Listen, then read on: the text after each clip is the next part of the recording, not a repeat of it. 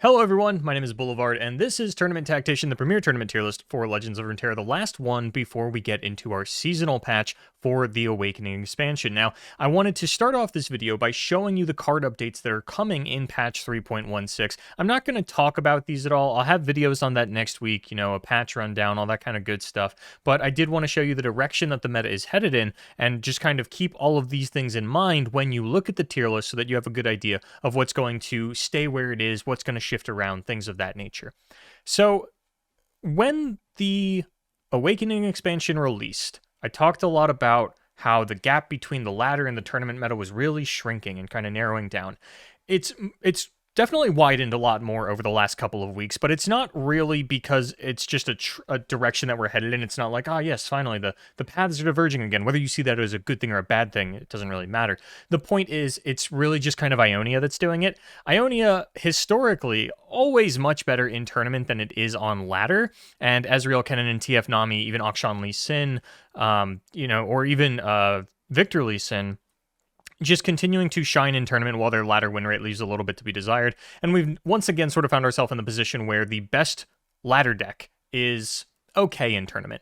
If you look at the matchup charts for Plunder into the Ionia decks, it's usually hovering like very slightly above 50% Plunder favored, but again, those matchup charts tend to change a lot, especially when we talk about Ionia, when you get into a tournament environment, and 50-ish% is not where you want to be against pretty much the entire tournament meta, where Ezreal, Kennen is running everything. Even now on the America's ladder, TF Nami Lee Sin is starting to gain a wild amount of popularity, and we look at what's happening to TF Nami Lee Sin, and I'm not really seeing any of their cards getting hit, so that's just something to keep in mind as we head into patch 3.16. The meta's relatively healthy, though. The Ionia decks, as frustrating as they can be to play against, they're not sporting numbers that are outside the norm for the best deck in the game. Ezreal Kennen's still usually only taking about half of a top cut, and honestly, there's a lot of preference that goes into lineup building right now, where we've seen players pick up wins in tournaments with Victor Lee Sin, which obviously means that you cannot run the Ezreal Kennen because you're running Piltoverins on Ionia elsewhere. But there's just a lot more Lee Sin than I think people really want there to be, between TF Nami now splashing it, as well as Akshan running it, and Victor running it. The ability to give Overwhelm into the Ionia region just through Ionian Hookmaster, that's something we're going to have to deal with sometime down the line, but it doesn't look like we're dealing with it now. This is the last week, the last weekend, the last tournaments of this patch. There's really not a whole lot to say on it, other than, things have kind of been this way since the beginning. We all kind of knew Ezreal Kennen was going to be a very good deck. As soon as we kind of figured out that the best Master Yi deck was actually just TF Nami, it never really stopped from there. We just kind of continued down this train of Ionia good, and then we tried Akshan Lee Sin. That turned out to be very good.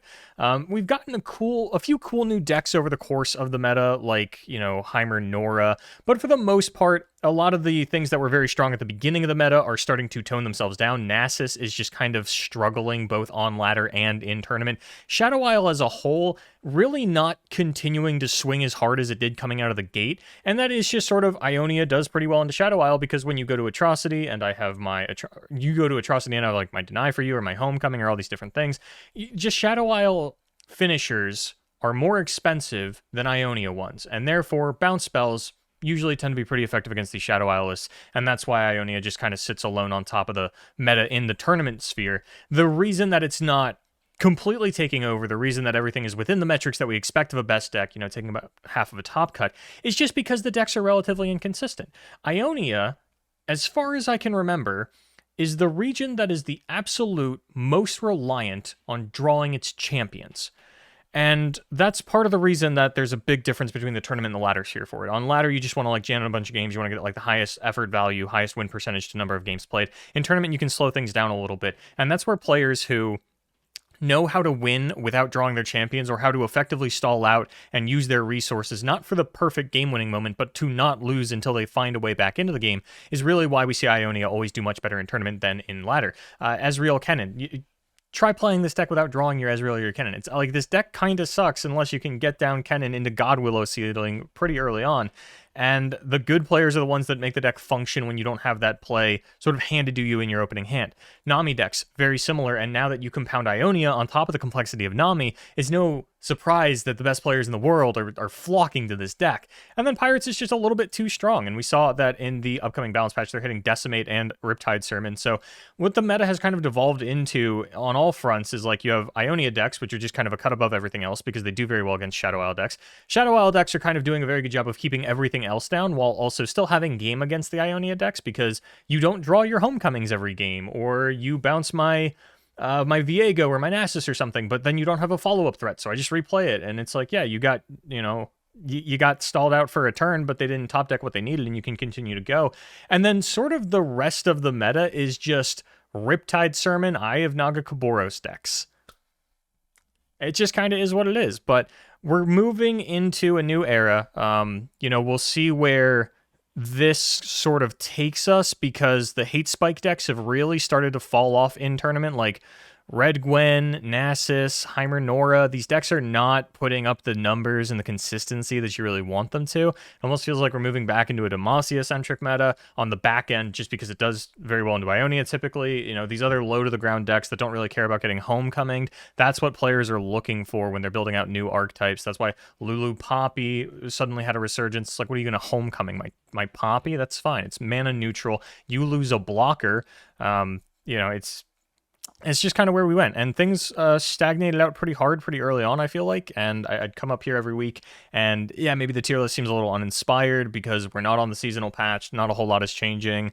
The ladder and the meta, or the ladder and tournament bridge is just getting further and further apart, but when it comes to sunsetting patch 3.15, if you're going into this tournament weekend, there is a tournament happening on Saturday that I'll have a link for in the description below. I don't know the name of it. I know that Cash 1121 or some combination of ones and twos after their name is putting on I believe a single elimination tournament, or at least I know it's a one-day tournament on Saturday that you can sign up for if you just want to play in this meta a little bit more, because again, it doesn't look like a lot of the Ionia decks are getting changed in any capacity. I didn't see any nerfs to Twisted Fate Nami Lee Sin, so definitely a deck to start to get some reps in on, even if you're not playing in the same meta that you will be for the seasonal. It's a complex deck. You're going to need a little bit of time, and just remember, like, this next week is our balance patch, and the week after that is our seasonal, so it's really sneaking up on us again. Don't get caught off guard. Start to practice these Ionia decks, or start to look towards what's going to beat these decks come seasonal time, which probably going to be Demacia or other decks that have a very low curve, generally how you're going to be able to perform against these decks. Hopefully the nerfs to Ezreal Kennen are enough,